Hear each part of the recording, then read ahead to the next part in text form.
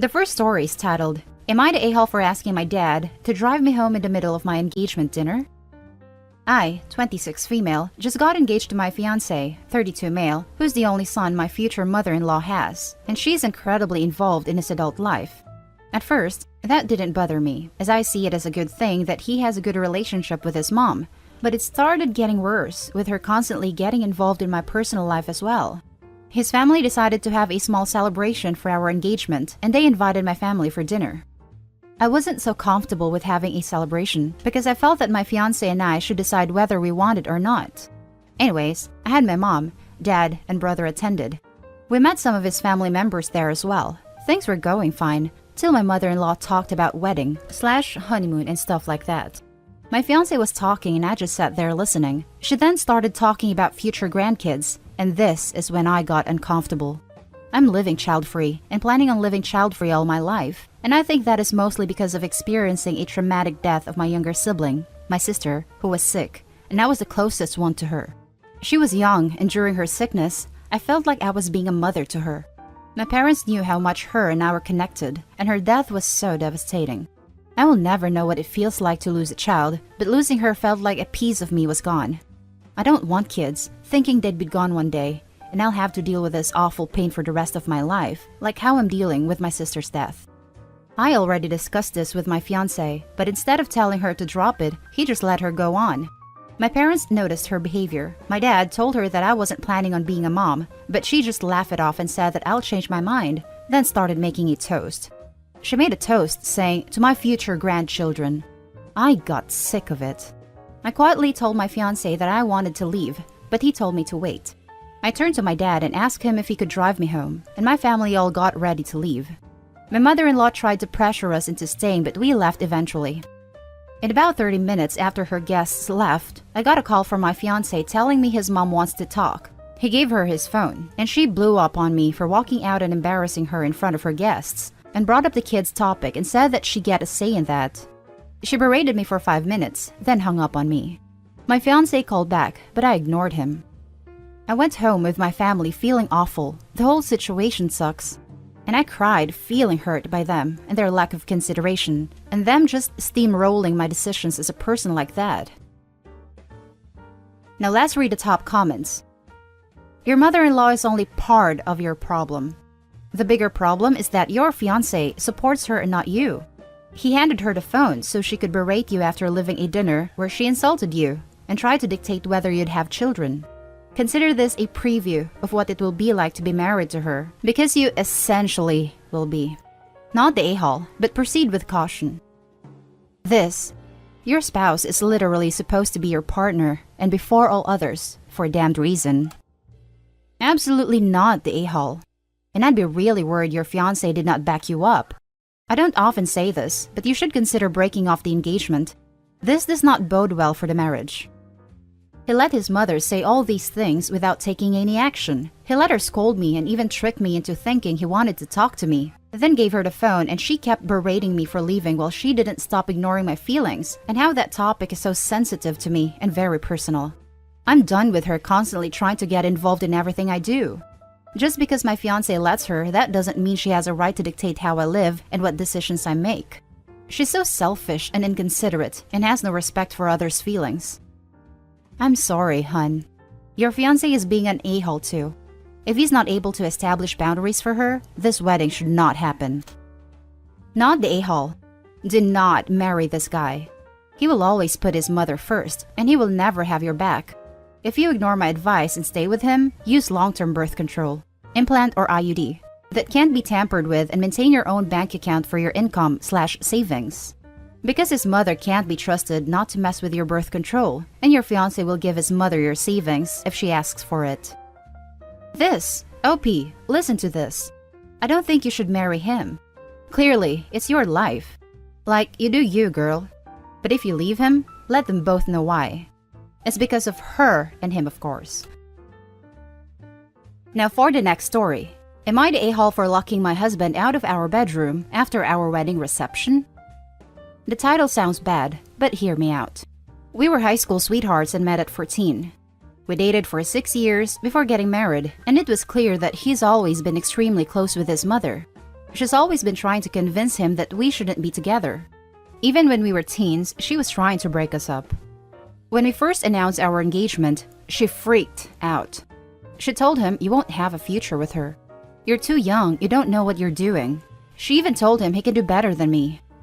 So, the wedding reception came, and it was a small family affair at my older sister's house since she has the yard space for our families to come. She never even came by to help us set up. It was mostly just my family and me. The entire reception was more like a party. It wasn't a traditional walk-down-the-aisle wedding, but our most important family and friends were in attendance. The entire night, my soon-to-be husband sat at a table with his mom. I let it go because I didn't want to have a fight at our wedding. We still did traditional things like sharing vows, taking pictures, cutting the cake, etc.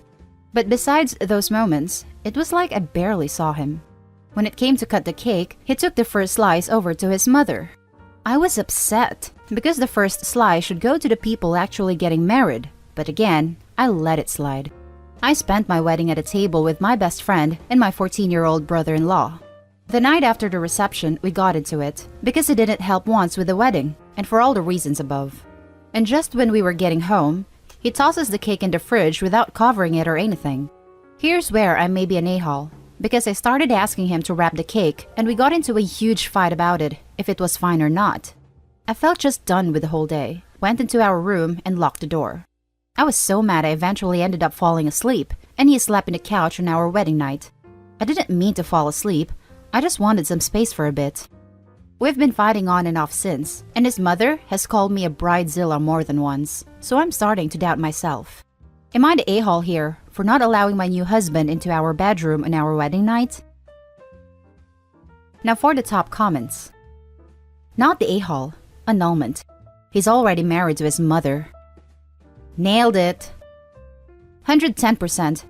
Get out of this relationship. Speaking from experience, this doesn't get better, and he won't change. This is an everyone sucks here for me. You married a mama's boy at 20 years old. That was your choice. He showed you that he still had a lot of growing to do, and you still married him anyway.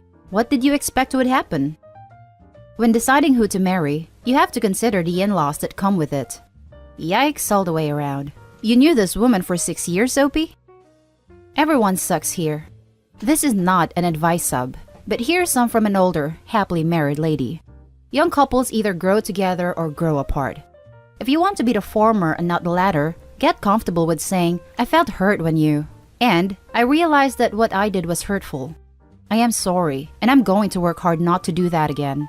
Because marital problems are not you versus him. They are you and him versus the problem. That is, it's not you versus husband and mother-in-law, but you and husband versus how mother-in-law treats you and how he prioritized the two of you in his life. If you need some space, say it. If you feel insecure, say it. If you feel overlooked, underappreciated, mad, etc., say it. Pettiness, passive-aggressive BS, and silence will murder your relationship, so open up. Yeah, it's scary. But if there is anyone out there whom you can be vulnerable with, it's your spouse. Edit. To quickly address the comments below. People don't change, but they do grow. You are not the person you were 5 years ago and 5 years from now. You look at the person you are today and sometimes shake your head. People also make mistakes. Stupid, careless, obvious mistakes. I am not placing all the blame or putting all the effort on Opie's shoulders. They will both have to learn to give each other grace and the benefit of doubt to grow as a couple together. Please keep in mind that Opie is giving us a few paragraphs on the things about her husband that piss her off the most. Of course, the reaction is, "What a S-head. Drop him like he's the beat. Thanks, I'll show myself out." That's how Reddit works. That's not how a good marriage works. Here's a little update from the poster. Edit. I'm overwhelmed by the response, so I'll answer a few questions. Some people have said that I locked him out because of the cake argument. For me, it was the icing on the night, so to speak. Pun not intended. I told him I needed space, and when I went into the room, I stayed on the floor crying until I fell asleep, and I apologized for it the next morning. Locking him out was not my intent, but intention rarely affects the impact of the actions, and I do see that. A few people suggested that he spent the wedding with his mom because she was alone. She wasn't. His father, his brother, his aunts and cousins were all there. She absolutely was not the only member of his family in a guest list. Regardless of how it sounds, I do love him, which is why I agreed to marry him. His mother was against us because we met online. We have lived together for 2 years in a basement apartment. Full bedroom, bath, living room, and kitchen. That's connected to my mom's house, but that's to save money for now. The wedding felt like the next step in a relationship, but a lot of people are telling me we should have waited or to get an annulment or divorce. We have a lot to work on, but I don't think it's that level yet. I'm going to try to catch up with all the comments, but there are so many notifications that when I scroll through them, it glitches and jumps to the top. Now for the last story, am I the a-hole for gifting my step-niece my engagement ring rather than my biological one? I'm 35 and I have an older brother who has 3 kids with his wife. 2 are biologically his. His oldest is Abby, who is 22. He married Abby's mom when Abby was 3 and adopted her when she was 10. Their middle child is Stephanie, age 17. Abby has always been treated as a part of our family, especially since her bio family are very distant. I was only 16 when she became my niece, and she was like a little sister to me. Abby got engaged this year, and I offered her my original wedding ring. The diamonds in it were originally my grandmother's, who gave it to my mother, who gave it to me. I only have boys, so I wanted to give it to Abby to keep the tradition alive. Abby was ecstatic. My sister-in-law and brother were also appreciative of the gift. The issue, I think, stems from my mother. She was disappointed I didn't save the ring for Stephanie. The ring has always gone to the woman that marries first in the family, and I pointed that out to her, but she insisted it should stay in our family. That is, blood relation, and that it wasn't fair to Steph. Abby ended up contacting me and asked if I wanted the ring back, and said she felt bad about accepting it and told me it would be better going to a future daughter-in-law of mine. I insisted she keep it. I'm pretty sure Abby didn't feel suddenly guilty all on her own, but she didn't say why she had a change of heart. I asked my brother what was going on and he said Steph had been jealous and pouty and Abby felt bad. My mom said I should have taken the ring back and that I'm causing unnecessary drama between sisters and has been very I told you so about this. I personally think she has something to do with the whole situation, although she hasn't admitted it. Am I the a-hole for maybe causing my nieces to fight over this? Not the a-hole. Awfully bold of her to claim you are causing drama when she is the one making trouble over it. Opie is probably right on the money. This didn't come from nowhere.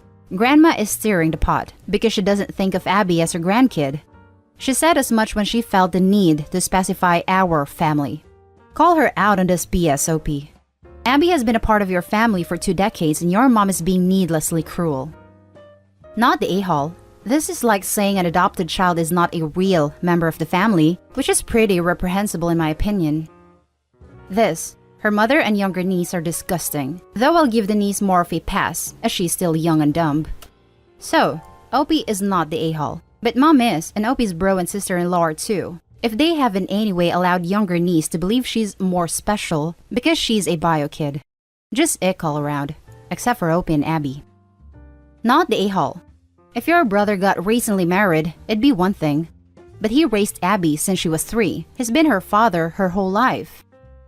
I don't think it caused your nieces to fight, but definitely your mom pressuring your other niece and causing tension between everyone.